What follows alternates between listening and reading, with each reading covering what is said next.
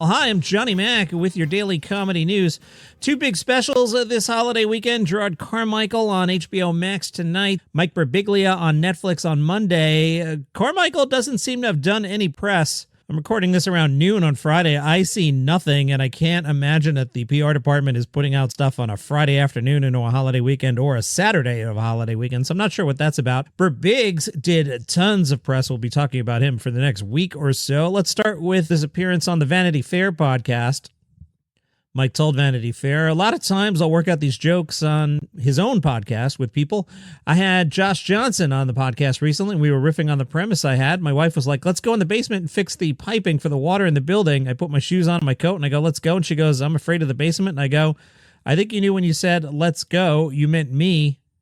Honestly, it's just jotting down observations like that are really simple. Then a lot of times, two things will happen simultaneously as the series of jokes and stories sculpts into a narrative form that has causality and propulsion to it. Do some of these jokes fall away? Which ones fall away and which ones stay? And then which ones honestly become boring and which ones are still funny? Jerrod Carmichael special tonight, HBO, 10 p.m. You know, they don't do the immediate streaming like the other services do, so you got to stay up late. It's his fourth special for HBO, this one called Don't Be Gay. Variety reviewed it. Minor vibe spoilers here, no specifics. It won't ruin the special for you. It was filmed this February in New York City. Don't Be Gay opens with Carmichael standing on stage, a simple velvet beige curtain acting as the backdrop behind him. He immediately begins chatting about his reality series and his struggles with internalized homophobia and rampant infidelity.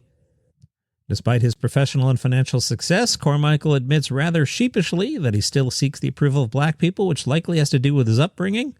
The backlash to his white lover, or specifically the moment he sucked the toes of a hookup on screen, pushed him to finally see a mental health professional.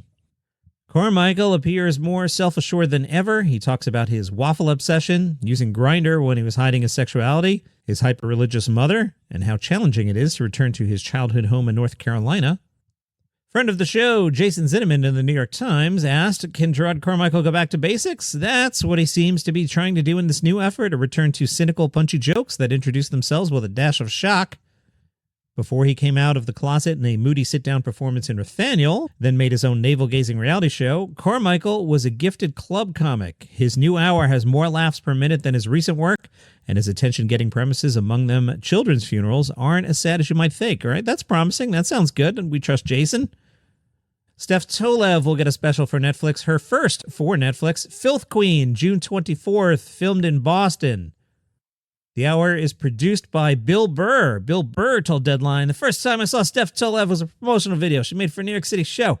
I immediately fell in love with her and her comedy. One of the most uninhibited original voices out there today. I love everything about her. Atsuko Otkatsuka, one of my favorites, will have a special for Hulu. Hi, Hulu publicists. How you guys doing? Atsuko Otkatsuka Father on Hulu, June 13th. Father is Atsuko's first special for Hulu. Her second overall, The Intruder on HBO. That was a really fantastic one. Apple TV Plus announced the first original Peanuts musical in 35 years. Snoopy Presents, a summer musical. Ben Folds will write original music for the July 18th release. A summer musical is 40 minutes long. In it, Charlie Brown is determined to make his final year at camp special, but Sally is nervous about the new and unfamiliar place. She's new to the camp. Also, Snoopy and Woodstock discover a treasure map that takes them on, quote, a wild adventure.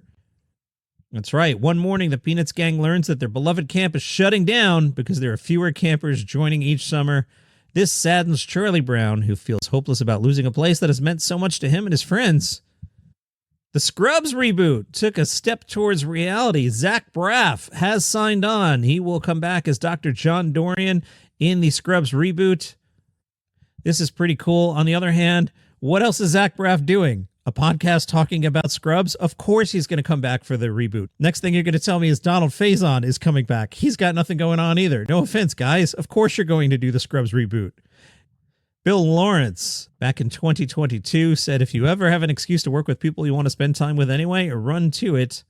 We'll also see who signs up. It is expected Donald Faison and Sarah Chalke will join up and that Judy Reyes and John C. McGinley will do limited appearances. That's what I have been seeing. Pete Davidson returned to stand-up after 1 year. The New York Post reported Pete showed up at the stand last week on Monday and Wednesday night, did 15 minutes each night. A source told Page Six Pete opened the set talking about how he hadn't been on stage for a year, with his last set being a co-headlining show with Dave Chappelle in Ohio. No details on the set, though. Bowen Yang was on the red carpet for the grand opening of Universal's Epic Universe. They asked him, "Hey, you coming back to SNL? Because you looked like you weren't coming back."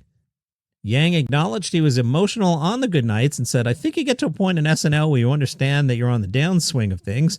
I think I was just processing that being one of the last nights that I would have, and that's a huge thing. Every finale of Good Nights, something leaves my body because I'm just relieved from all that happened that season. And this was a big one. We went through a lot, so many fun memories. I think that was probably registering. I was just like, oh, I need to savor these moments because I don't have them anymore." He was asked, "Does that last comment mean you're not coming back?" Yang deflected the question, laughing and saying, "No, we're not doing that. Just admit you're not coming back." I would have told you about this one, but I didn't see it until 5 minutes before it happened, but I think it's a lot of fun. If you've been following John Oliver's show, he's been trying to get minor league teams to rebrand. He's been making fun of minor league baseball. Well, the St. Paul Saints went the other way. They had Plain Night. You see, on the May 5th Oliver show, John said that minor league baseball clubs should get more creative with their marketing and team names. John Oliver specifically called out the St. Paul Saints as a disappointing example. So for Plain Night, any Saints fan who had an ID with either the name John or Oliver, quote, two of the top 150 generic men's names in the world, got a free ticket. I could have gotten in for free. That's awesome. The first 1,000 fans at the game also received a plain piece of white paper. They also were blowing off the kiss cam or any other fun things on the Jumbotron. They were only going to show people in khaki pants and tucked in shirts. The only concessions served at the game, vanilla ice cream.